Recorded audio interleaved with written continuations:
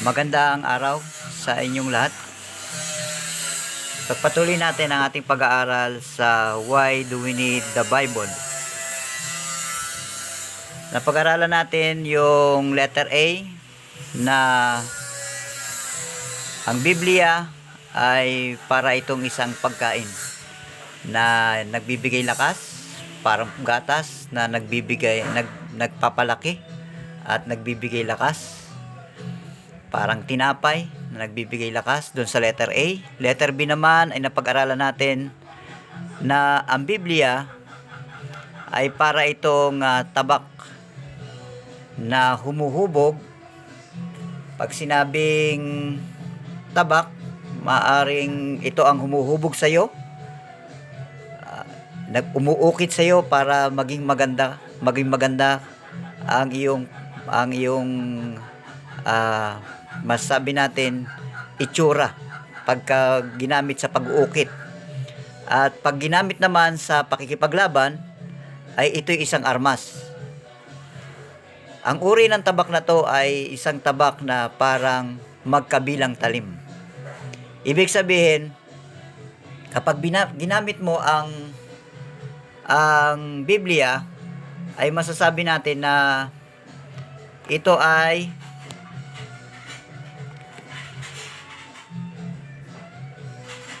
yung ginagamitan at yung gumagamit ay parehas nakikinabang o tinatamaan nung tinatawag na talim.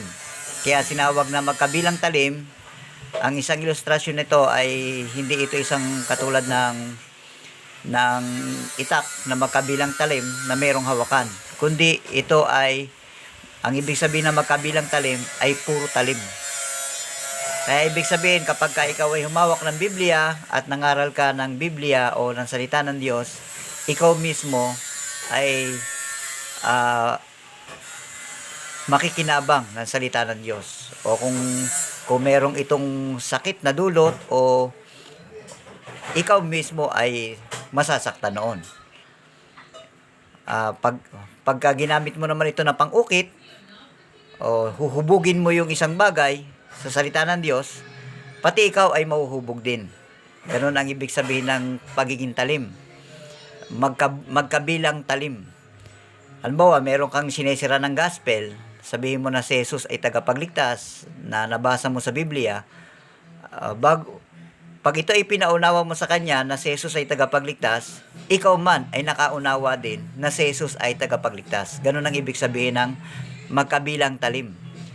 Ibig sabihin, kung ito ay tumalab sa kanya, tumalab din sa iyo. Yun ang ibig sabihin ng magkabilang talim. Yan yung Biblia.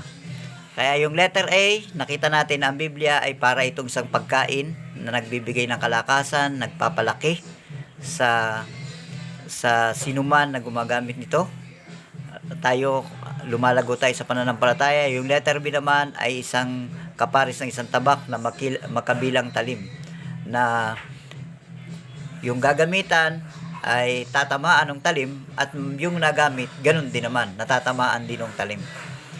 At yung letter C naman, pagtuloy natin ang ating pag-aaral, sabi rito, the verse says the Bible keep us from, ano yung sinasabi? Saan tayo iniingatan ng Biblia? Pag binasa natin ang Psalms 119 verse 11, thy word have I hid in my heart, that I might not sin against thee. Ayan. Kapag ka ikaw ay nag-aaral ng Biblia, ang topic natin ay why do we need the Bible? Bakit kailangan natin ng Biblia? Kapag ikaw ay nag-aaral niyan, ikaw ay iingatan ng Panginoon sa pagkakasala. Keep on sinning. Keep on sin. Kaya makikita natin yung tanong dyan sa letter C, ay the verse says the Bible keep us from sin. May ingatan mo ang iyong sarili sa pagkakasala sa Diyos. Bakit? Dahil naunawaan mo yung salita ng Diyos, hindi mo nagagawin yung bagay na yun. Habang lumalago ka, habang marami kang naunawaan sa salita ng Diyos, marami kang mga bagay na hindi ginagawa dahil alam mo na ito ay magdudulot ng pagkakasala sa Diyos. Yun. Kaya sabi dito sa ating pinag-aaralan, why do we need the Bible?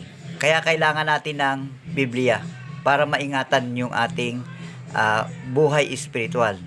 Malayo tayo dun sa kasalanan. Dahil walang ang tingnan natin ngayon, letter D. Sabi ito, according to the scripture, the Bible is life. According to the scripture, the Bible is life. Sa Psalms 119 verse 106, may blank dyan. Tingnan natin yung Psalms 119 verse 100, ano ba yan? 105. Psalms 119 verse 105. Sabi rito, Thy word is a lamp unto my feet and a light unto my path. Ayan. Ano ba yung none? But may N-O, may N-U-N. Yan yung kasing alphabet yan ng Hebrew alphabet. Ang Psalms 119 kasi ay nakasunod yan sa tinatawag na Hebrew alphabet. Kaya yung nan ay isa sa mga Hebrew alphabet yan. Thy word is a lamp unto my feet and light unto my path. Ano yung tanong doon sa letter D? According to the scripture, the Bible is life's Pag tinignan natin sa buhay natin, kailangan meron tayong liwanag sa ating buhay. Mahirap ang buhay na namumuhay sa kadiliman. And light unto my feet, unto my path. Kaya dito, meron ditong blanco, gamitin mo yung tinatawag na sa sarili mong salita. According to the scripture, the Bible is life's Ano ba ang scripture sa iyong buhay? Ayan. Pwede mong isulat dyan na sa iyong buhay ay liwanag ang salita ng Diyos. It is a life. It is life light. Ayan. Life lamp. Ayan. Pwede kang maggawa dyan ng sentence kung ano ba talaga ang salita ng Diyos sa iyo. Kaya makikita natin ang salita ng Diyos napaka-importante. Bakit? Kasi kung walang salita ng Diyos, masasabi natin na wala tayong tinatawag na katiyakan. Pagpalagay natin na ikaw ang naging pinakamayaman sa mundong ito. Ano naman ang gagawin mo sa kayamanan? Darating ang oras, tatanda ka rin. Pag tumanda ka, haharap ka pa rin sa Panginoon. Kaya sabi ng Panginoong Hesus, aanin mo naman ang buong daigdig. Kung mapasayo ang buong daigdig, pero mapahamak naman ang iyong kaluluwa. Kaya ang salita ng Diyos ay isa itong liwanag para alam mo kung saan ito gagamitin ang iyong buhay. Si King Solomon, isang example, siya ang pinakamarunong na tao. Siya ang pinakamayaman. Ano ang sabi niya? Ang sabi niya sa Ecclesiastes, ang buhay sa mundong ito ay walang kabuluhan. Bakit walang kabuluhan? Kasi nga, iginugol niya lang ang kanyang buhay sa mundong ito.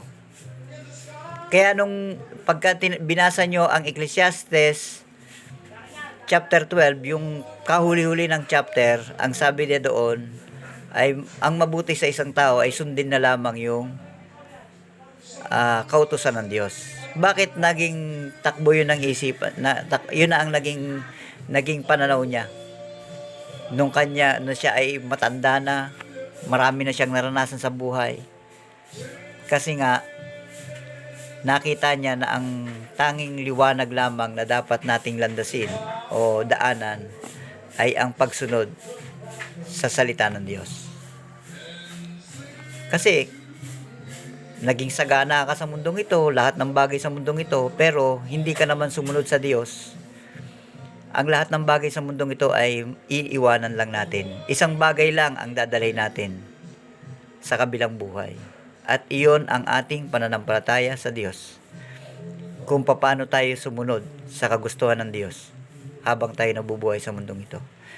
Kaya makikita natin sa letter D, ang ang ang scripture o ang Biblia, according to the scripture, ito ay light o life lamp. Liwanag ng buhay o kaya naman ay ilawan ng buhay. Kaya napaka-importante ng Biblia. Kaya yung ating pinag-aaralan ngayon ay why do we need the Bible? Kaya kailangan natin ng Biblia dahil nga ang Biblia o ang salita ng Diyos, iingatan tayo niyan para hindi tayo magkasala sa Diyos. Yung letter C na pinag-aaralan natin ngayon. At yung letter D naman, ang Biblia ay magiging ilawan natin o liwanag natin sa ating landas. Okay, hanggang dyan na muna tayo. Next week, pag-aralan natin yung letter E at saka letter F. At ito na ang last ng ko natin. Na-send na ni tita nyo sa akin yung mga kasunod na lesson natin. Kaya kung kayo may mga Xerox dyan, sagutan nyo, pag-aralan nyo, at mag-advance kayo doon sa ating mga pag-aaral. At least, kung kayo nag-advance habang nakikinig kayo ng video o nanonood ng video ito, ay magkaroon kayo ng idea kung ano pa ang pwede nyong itanong, o kaya naman ay magkaroon kayo ng additional idea patungkol sa salita ng Diyos. Okay, magandang araw at patuloy nyong basahin ang inyong Biblia dahil napaka-importante niyan. Meron tayong mga Biblia. Kung wala kayong Biblia at gusto nyo magbasa ng Biblia, sabihin nyo lang kay tita nyo at meron tayo dyan na Biblia na available. Pero ang Biblia natin dyan na available ay mga English. Maganda nga yun para matuto kayo mag-English. Yung King James Version ay available sa atin dyan. Kaya kung gusto nyo, ay pwede kayong humingi kay tita nyo kung gusto nyo magbasa ng Biblia. Okay, magandang araw. At next time, pag-aralan natin ang letter E at letter F.